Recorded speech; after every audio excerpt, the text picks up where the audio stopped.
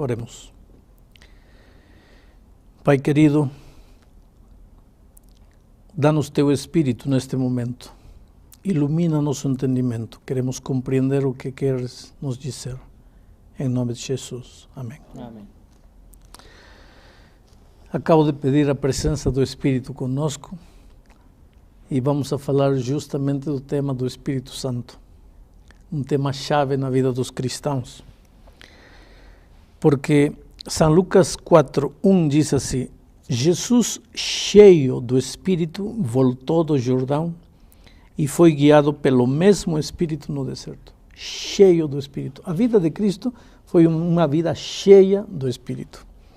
Nesse mesmo capítulo, no verso 14, diz assim: Então Jesus, no poder do Espírito, regressou para Galileia. A vida de Jesus foi uma vida no Espírito. Cheio do Espírito, no poder do Espírito. Aí entrou em Galileia, se levantou para pregar e vejam o que ele diz. Começou a ler um texto do Velho Testamento e disse assim: O Espírito do Senhor está sobre mim, pelo que me ungiu para evangelizar os poderes. O Espírito do Senhor está sobre mim. A vida de Cristo foi uma vida cheia do Espírito. Agora, se nós somos cristãos, devemos andar como Cristo andou. E se a vida de Cristo foi uma vida cheia do Espírito, lógico que a vida do cristão tem que ser uma vida cheia do Espírito. Mas por quê? Porque quando Jesus esteve nesta terra, ele caminhava com a gente, digo, com os discípulos, não com a gente. Nós representados pelos discípulos, andava com os discípulos, comia com eles, dormia com eles, falava cara a cara com eles. Mas quando Jesus morreu, ele foi embora. Só que antes de ir, ele disse: eu vou, mas enviarei o Consolador. Quero ler para vocês o que diz aqui São João, capítulo 14, versículo 16. Diz assim: E eu rogarei ao Pai, e Ele vos dará outro Consolador, a fim de que esteja para sempre convosco. O Espírito da verdade, que o mundo não pode receber porque não o vê, nem o conhece. Vós o conhecereis, porque Ele habita convosco e estará convosco. Não vos deixarei órfãos, voltarei para vós outros. Como voltará? Na pessoa do Espírito Santo. Agora, é interessante que Cristo disse que Ele queria que nossa vida, nosso coração, nosso corpo, fosse o templo do Espírito Santo. Que o Espírito habitasse em nós.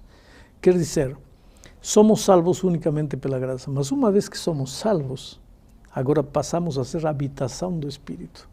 E devemos viver, agir como o Espírito que está em nós nos diz que devemos fazer as coisas.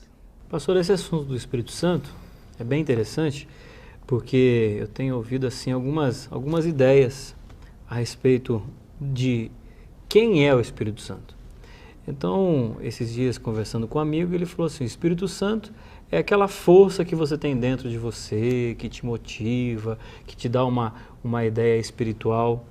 Uma outra pessoa já me falou assim: o Espírito Santo é a influência de Deus na vida das pessoas. Então, é esse poder de Deus. Então, o Espírito Santo é o que exatamente? É uma força? Vou te ler um texto para responder a tua pergunta. Diz assim, está aqui em Romanos, capítulo 8, versículo 26. Diz assim: Também o Espírito semelhantemente nos assiste em nossa fraqueza, porque não sabemos orar como convém, mas o mesmo Espírito intercede por nós sobremaneira com gemidos inexprimíveis. Em outras palavras, o Espírito não é uma influência, não é uma força, não é um poder. O Espírito é uma pessoa, tão pessoa quanto o Pai, quanto o Filho. O Espírito é uma pessoa. O Espírito ensina, o Espírito guia, o Espírito sente, o Espírito fica triste, diz São Paulo: não contristeis o Espírito Santo, quer dizer que o Espírito Santo fica triste.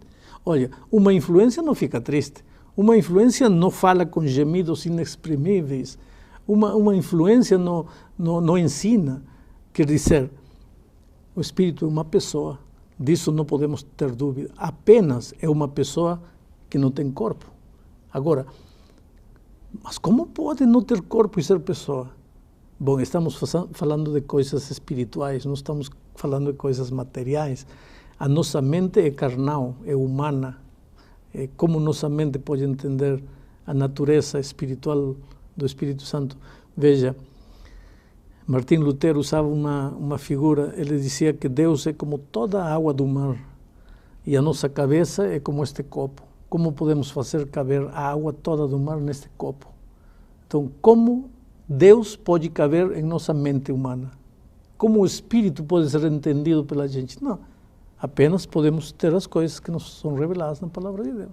Pastor, eu conheço algumas pessoas que dizem que o Espírito fala através delas, né? Elas têm dom de línguas, esse tipo de coisa.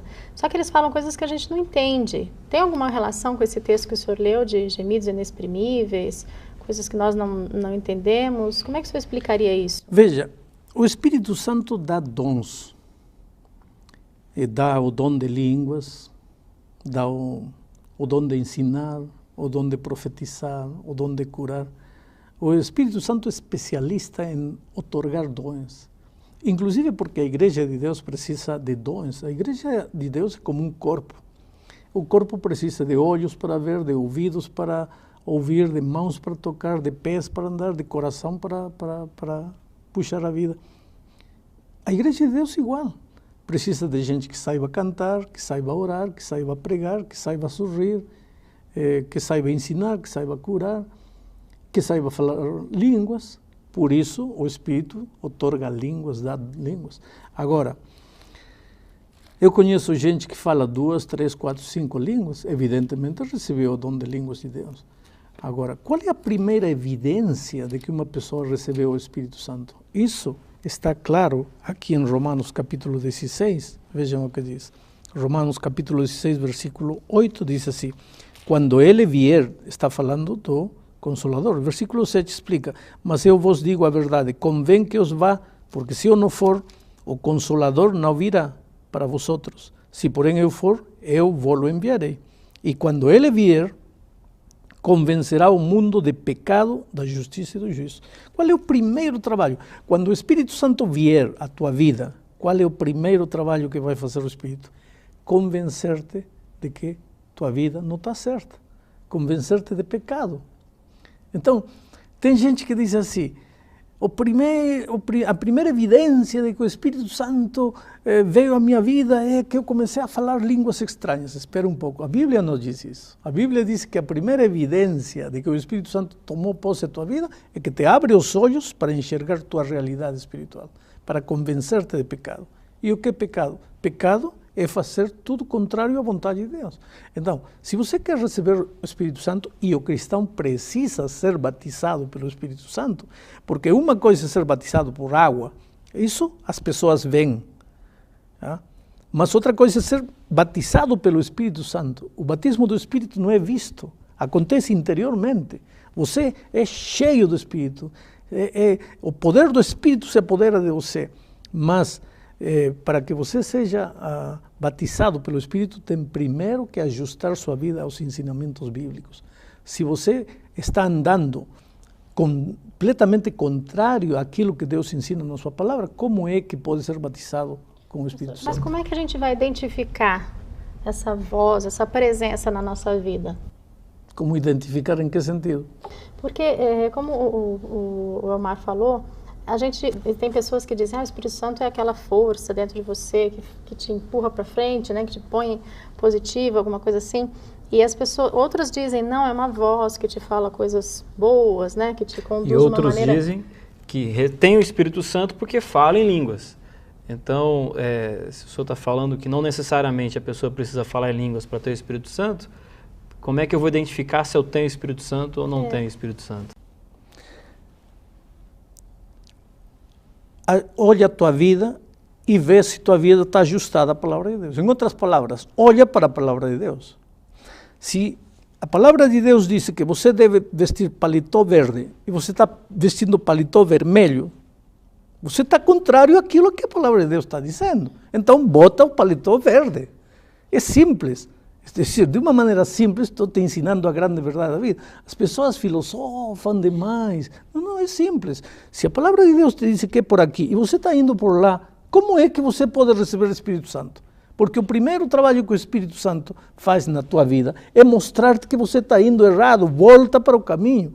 Por isso, Deus disse, far-te-ei ver e te ensinarei o caminho em que deves andar. E como é que a gente vai identificar, pastor, por exemplo, a igreja que tem o Espírito Santo, que tem a linha correta? Porque existem, por exemplo, denominações que realizam milagres, coisas assim, e a gente tem a nítida sensação de que é o poder do Espírito Santo que está atuando ali. São milagres para o bem, para a cura. Eu sei, mas aqui está novamente o texto de Mateus capítulo 7, que vou ler de novo. Mateus capítulo 7, versículo 21 diz assim, nem todo que me diz Senhor, Senhor entrará no reino dos céus. Não basta dizer, estou aqui em nome de Jesus, recebendo o Espírito. Não.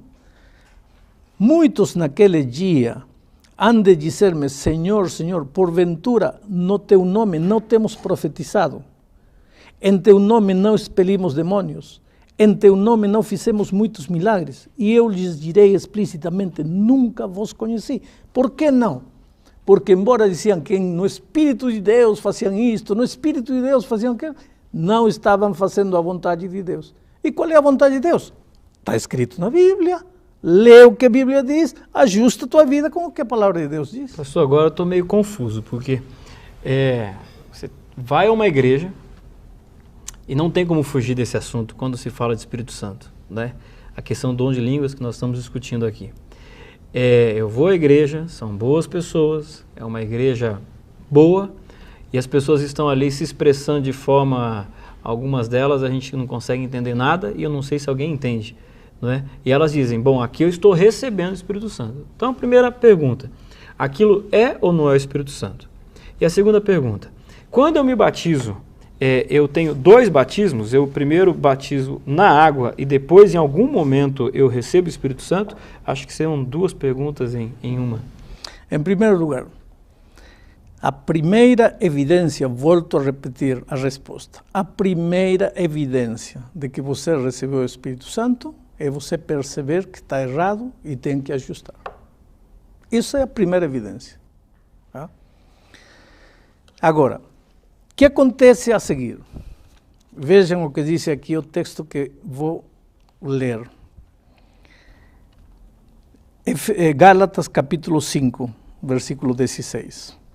Digo, porém, andai no Espírito. Você está andando no Espírito? Está cheio do Espírito? Recebeu o Espírito? Então, presta atenção. Digo-vos, porém, andai no Espírito e não satisfagais a concupiscência da carne. Porque a carne milita contra o Espírito e o Espírito contra a carne, porque estão opostos um do outro. Mas se sois guiados pelo Espírito, não estáis sob a condenação da lei. Agora, ora, as obras da carne são prostituição, impureza, lascívia, idolatria, feitiçaria, etc, etc, etc. Mas o fruto do Espírito é amor, alegria, paz, longanimidade, benignidade, bondade, felicidade, mansidão, domínio próprio. Então, o que está dizendo aqui São Paulo? Que a maior evidência de que você recebeu o Espírito Santo não é cair no chão, não é falar coisas incoerentes ou inconexas. A maior evidência que você recebeu o Espírito é que os frutos do Espírito devem aparecer na tua vida. Pastor, esses dias eu ouvi uma coisa que me preocupou bastante. Eu ouvi falar em pecado contra o Espírito Santo e me disseram que esse pecado não tem perdão. Fiquei pensando, será que eu já cometi esse tipo de pecado? O que é o pecado contra o Espírito Santo? Aí que está. Qual é o primeiro trabalho? Quero ver se vocês entenderam. Qual é o primeiro trabalho que o Espírito Santo faz na vida da pessoa? Mostrar aonde eu devo mudar, exato, melhorar o meu pecado. Mostrar o pecado. Justamente. Primeiro trabalho. Se o Espírito Santo te mostra o pecado e você não faz caso, o que está fazendo? Está endurecendo o seu coração à voz do Espírito. O Espírito fala, você não ouve. O Espírito fala, você não ouve. O Espírito fala, você não ouve. Chega um momento em que você cria uma espécie de coraça espiritual. O Espírito pode gritar, você não ouve. Então você cometeu o pecado imperdonável. Por que o pecado contra o Espírito é imperdoável? Não porque Deus não queira perdoar, mas porque você se endureceu de tal maneira que não há maneira de convencer que você é um pecador. E o primeiro que você precisa fazer para ser perdoado é reconhecer que você é pecador. Porque se você não pede perdão, como Deus vai te perdoar? O pecado imperdoável é imperdoável, não porque Deus não quer perdoar, é porque o homem se endureceu tanto contra o Espírito que não quer mais ser perdoado. Dentro do plano da salvação, pastor, Jesus ali deu a sua vida para nos salvar e hoje, pela graça, nós somos salvos. Mas dentro desse processo da salvação, aonde que o Espírito Santo entra nessa obra para a salvação do ser humano? O Espírito Santo, ele é aquele que te cria consciência das coisas espirituais. Você pega a Bíblia e lê, Cristo morreu por mim. Mas isso, para o coração humano, pecador, não significa nada. A não ser que o Espírito venha e me abra os olhos. Ah, Cristo morreu por mim. Mas qual é a diferença? Se de antes eu li que Cristo morreu por mim, de antes eu estava lendo com olhos humanos, agora o Espírito me abre o entendimento, porque meu entendimento é embrutecido pela minha humanidade pecaminosa. Eu preciso da assistência do Espírito para entender as coisas espirituais. Porque o que é carne, Jesus disse isso a Nicodemos, o que é da carne é carne, mas o que é do Espírito é Espírito. Pastor, o senhor mencionou agora que nós precisamos do Espírito, da presença do Espírito Santo na nossa vida, não é? E agora eu ouvi falar também, eu li alguma coisa dizendo que no final da história desse mundo, num determinado momento, o Espírito vai ser retirado da Terra. Como é que vai ser isso? Como é que vai ser o ser humano sem a presença do Espírito Santo? Em primeiro lugar, você tem que entender que quando o Espírito Santo fala e você não ouve, qual é o valor do Espírito para você? Nenhum. Nada. Para você foi retirado. Não é que o Espírito vai ser levado. Simplesmente, se você endurece seu coração, para você não vale Espírito. Para você não existe Espírito. Se está lá ou está aqui, tanto faz. Você endureceu seu coração, simplesmente para você não há Espírito Santo. Para você foi retirado. Há tantos homens neste mundo que estão endurecendo-se de tal maneira que para eles o Espírito Santo já não existe. Quer dizer, existe, mas para eles não. Porque para eles não tem sentido o Espírito. Já não vale para nada. Estamos chegando ao fim da lição e eu gostaria de te dizer uma coisa. Há quantos momentos nesta vida em que você literalmente não sabe o que fazer? Tem que tomar uma decisão com relação a um filho, com relação ao casamento, com relação a uma profissão, você não sabe o que fazer. Aí entra o Espírito. Mas como te fala? Ele vem e fala aqui? Não. Ele abre teus olhos para a palavra de Deus. Sabe que todas as respostas para a tua vida, para as tuas indecisões, estão aqui na palavra de Deus. Mas pastor, eu não enxergo. Não enxerga porque o Espírito não está te auxiliando. O dia que tua vida seja cheia do Espírito, a tua vida vai ser uma vida cheia da palavra de Deus. E quando você tem as dicas e os conselhos divinos, olha, todas as tuas decisões vão ser decisões acertadas. Porque a vida de Cristo foi uma vida vitoriosa? Porque a vida dele era uma vida cheia do Espírito. Ele era levado pelo Espírito. Inclusive até no deserto onde foi tentado, o Espírito foi com ele.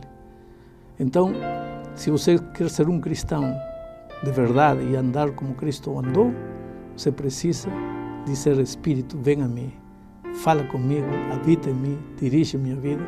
E se sua vida for uma vida cheia do Espírito, será uma vida cheia de vitória. Deus te abençoe.